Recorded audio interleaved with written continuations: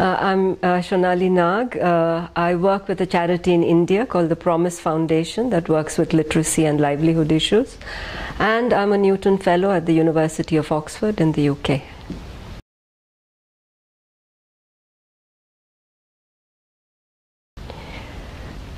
So when we started the review, we set up a theoretical framework, and if you look at the slide, there's a slide on the theoretical framework we used in the review, basically looking at all the different stages of development in literacy and making an assumption that both contextual factors as well as within child factors would be important, and also making a very strong assumption that for learning to read or to write, spoken language skills or oral language proficiency would be important and reciprocally influencing each other. So that was our theoretical framework.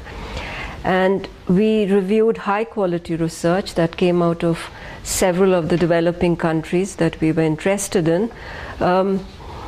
Coming to the contextual factors, we had about 105 papers, and this spanned a whole lot of countries. We found that the key stratifiers that explained differences in attainments in children were several, but the three that were most evident and most often researched were socioeconomic status, gender disparity, and geography. So we found upper socioeconomic status advantage. We found in some countries, most countries, a boy advantage.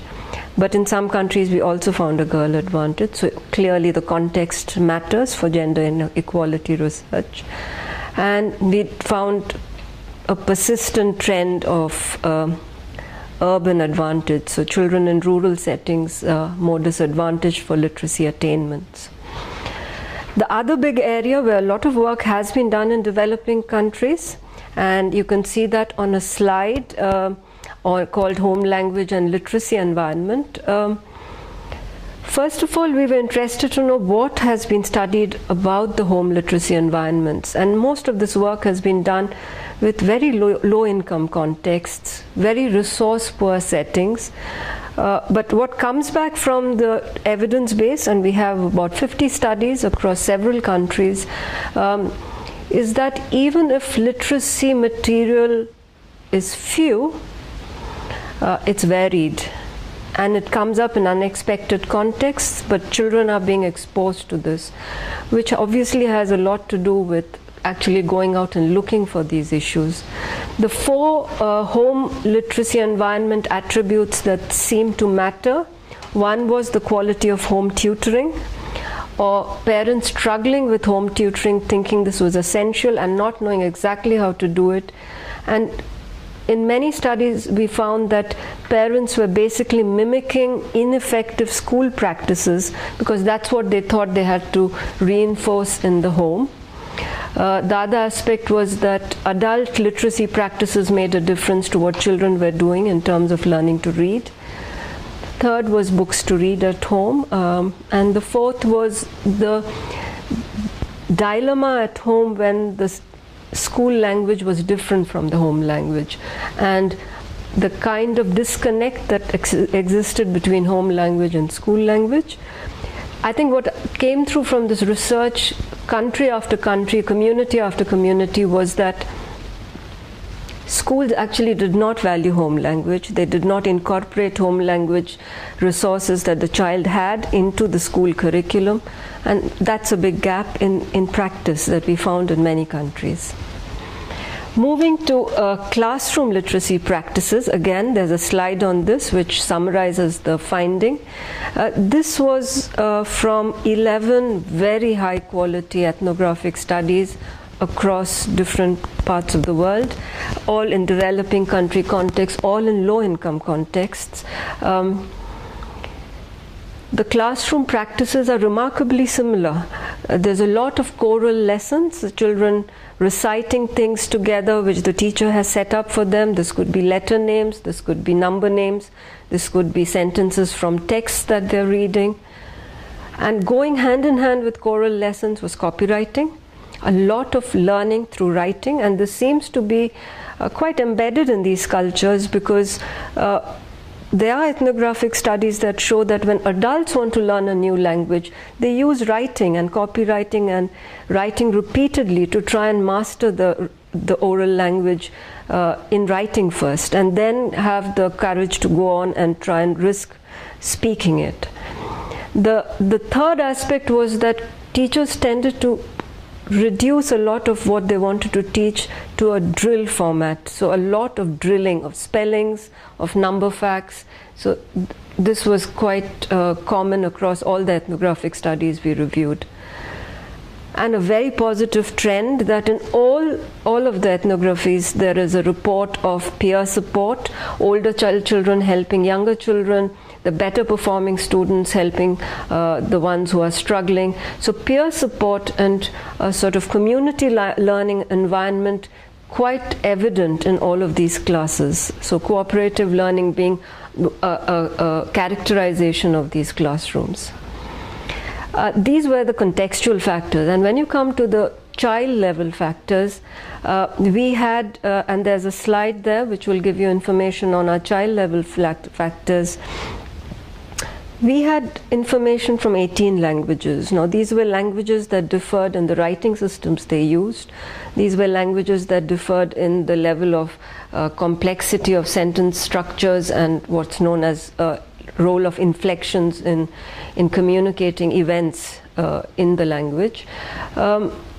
We found that there was a remarkable similarity in what were the predictors of individual differences in learning to read and to spell. Most of the work has been done for predictors of decoding. Very little has been done on predictors of reading comprehension. So now in the predictors for decoding, phonological awareness, symbol knowledge and vocabulary knowledge, these were the three that came up.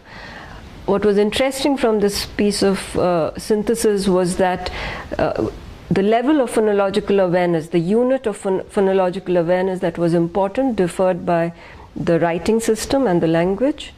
The type of symbol knowledge that was important also differed by the kind of writing system the child was learning to read in. And vocabulary knowledge also, the role and the strength of vocabulary knowledge as a predictor also differed by language. So that really tells us that if you are wanting to have an assessment of children and you want to use that assessment to try and see how they will learn and their attainments 1 year later or 2 years later, it's very important to have very sensitive measures that are sensitive to the linguistic, psycholinguistic aspects of the language and writing system that's being used in that context.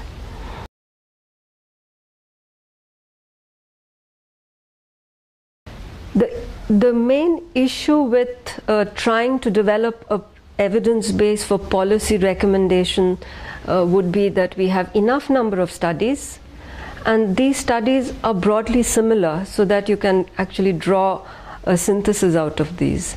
Now what we found from our review was that there were some high quality studies, but each were asking different research questions or had used measures that were quite different. So it was difficult to actually pull them together and look at the effect size of what they had set out to intervene with. But if you look at what's known from, say, North America or the European context or the Australian, New Zealand kind of context, the more economically developed context, we have large and consistent data on the role of oral language inputs, dialogic reading, supporting emergent literacy, drawing upon home language experiences, and systematic phonics. Now there's a slide in this presentation where you can look at what is the evidence based for these kind of interventions in low-income contexts and developing countries. There is some evidence base. We would say that the evidence base is small for most of these type of interventions.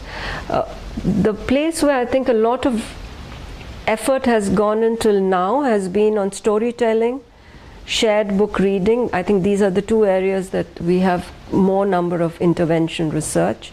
The findings from these two are consistent, and both of them seem to have a positive impact.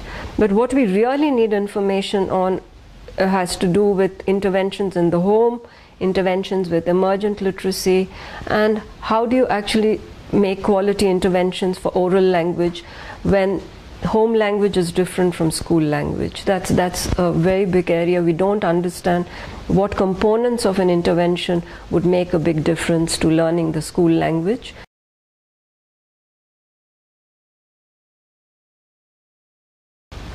This review helped us to look at what are the research gaps for interventions and for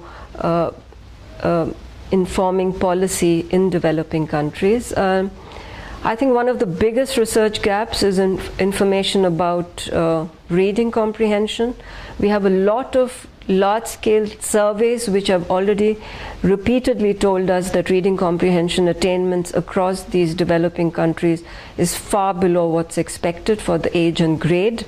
We don't quite understand what are the components of a good intervention that can improve reading comprehension.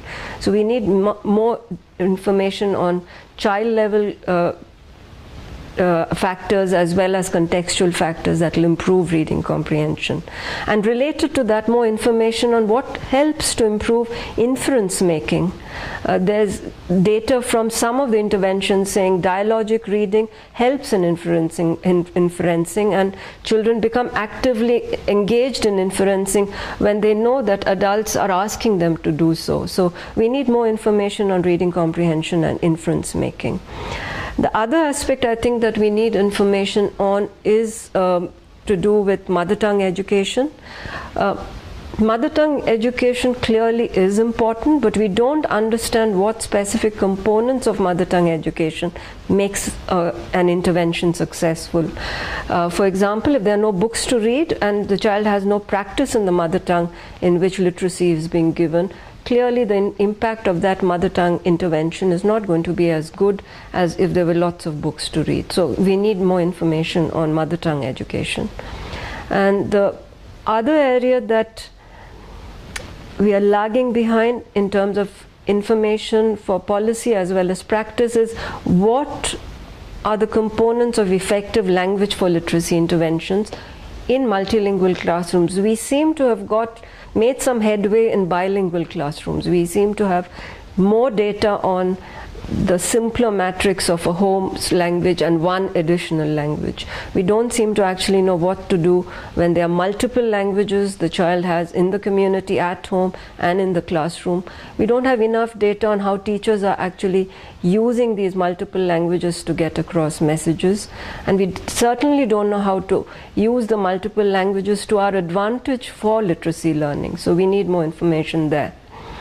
And one last thing I think is to do with home language and literacy environments, and how we can support homes that are very keen to support their children's learning but are quite overwhelmed by what's expected of them by the school system, either because parents are low in their literacy level or because parents simply don't know the language of the school.